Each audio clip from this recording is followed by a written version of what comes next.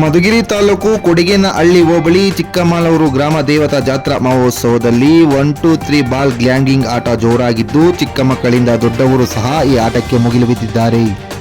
ಇನ್ನು ಚಿಕ್ಕಮಗಳೂರು ಗ್ರಾಮ ಕೊಡಿಗೇನಹಳ್ಳಿ ಪೊಲೀಸ್ ಠಾಣೆಗೆ ವ್ಯಾಪ್ತಿಗೆ ಬರುವ ಗ್ರಾಮವಾಗಿದೆ.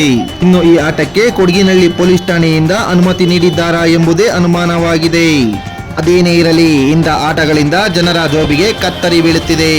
ಈ ವರದಿ ನೋಡಿ ಕೊಡಿಗೇನಹಳ್ಳಿ ಪೊಲೀಸ್ ಠಾಣೆಯವರು ಈ ಆಟಕ್ಕೆ ಬ್ರೇಕ್ ಹಾಕುತ್ತಾರಾ? ಕಾದು ನೋಡಬೇಕಾಗಿದೆ.